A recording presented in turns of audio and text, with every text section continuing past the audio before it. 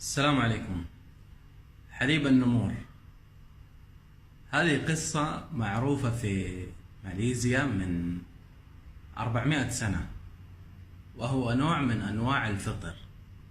هذا النوع من أنواع الفطر صعب وجوده، نادر الوجود، بحيث أنه في المسافات البعيدة، يعني بيكون مسافات آلاف الكيلومترات يجدون واحدة، مئات الكيلومترات يجدون واحدة أخرى، وهكذا.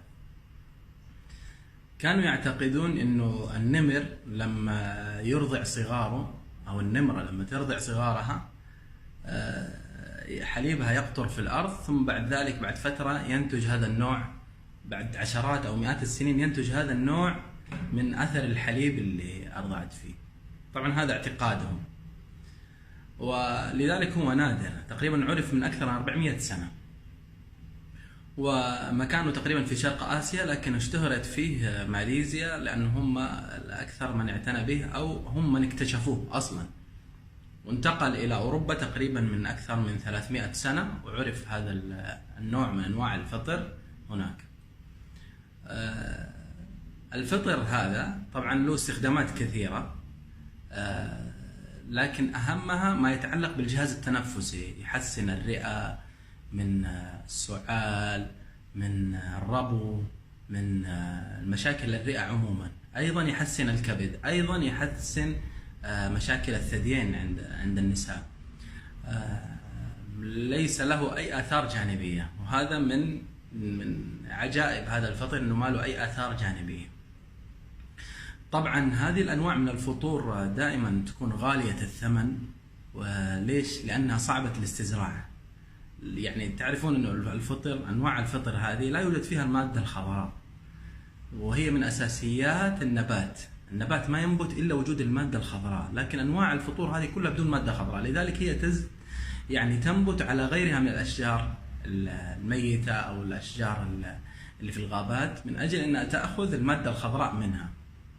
لكن في الأخير ستجد الفطر مثل الفطر الأحمر أو فطر النمور هذا، أو فطر حليب النمور، تجد أنه هو بدون المادة الخضراء، وهو ينبت على أشجار لا الناس ما يستخدموها، لكن هو له قيمة صحية. سبحان الله، الله عز وجل يقول يخرج الحي من الميت، وهذه الفطور هي من الكائنات الحية التي يوجد فيها طاقة عجيبة.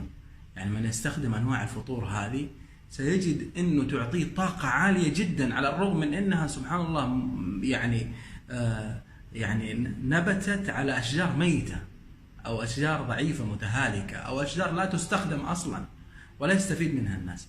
الدكتور محمد مهاتير مؤسس ماليزيا الحديثة، هو رئيس ماليزيا حاليا،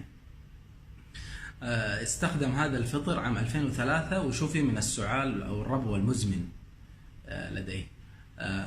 طبعا يرفع مستويات المناعة ويقوي الجسم، ما له أي آثار جانبية. عام 2008 مع تقدم، هذه من نعم الله عز وجل في العصر الحديث اللي هي تقدم العلوم، لأنه كثير من المنتجات هذه الإنسان ما يستطيع يستخدمها قديما، لأنه العلم ما تقدم، يعني ما كانوا يستطيعوا استزراع مثل هذه الأشياء. ففي عام 2008 استطاع أحد الباحثين أنه يستزرع هذا الفطر، يستزرعه، يعني استطاعوا أنه يستزرعوه، بدأت بإنتاجه. هو يعتبر كنز في ماليزيا، يعني يعتبر من كنوز ماليزيا اللي تصدر للعالم. فاستزراع الفطور يعني من أهم القفزات العلمية الصحية في العالم هو استزراع الفطور، لأنها كانت بعضها تشترى بوزنها ذهب، مثل الفطر الأحمر جانوديرما كان بوزنه ذهب يشترى. الآن استطاعت في اليابانيين، هم أول من استطاع استزراع الفطر الأحمر في السبعينات، استطاعوا استخراج بذوره من الأنسجة واستزرعوه، والآن الحمد لله ينتج في العالم كله، أي أحد يستطيع يستخدمه. من أول ما كان يستطيعه إلا الملوك، لأنه كان يباع بقيمة ذهب. أيضا فطر الكورديسيبس كان يعني قيمته تتجاوز 17,000 دولار الكيلو الواحد، يعني كان أغلى من الذهب. أيضا فطر حليب النمور هذا أيضا كان لا يوجد، يعني من الحاجات النادرة جدا. متى بدأوا استزراعه؟ في عام 2008، وحقق نتائج كبيرة وصحة كبيرة. لكن أنا ما أظن أنه له علاقة بحليب النمور. بس الناس عندما وجدوا أنه شيء نادر ما يستطيعوا الحصول عليه بسهولة، بدأت هذه الإشاعة أنه ينتج من قطرات حليب النمر في الأرض، وهكذا لندرته الشديدة. بارك الله فيكم.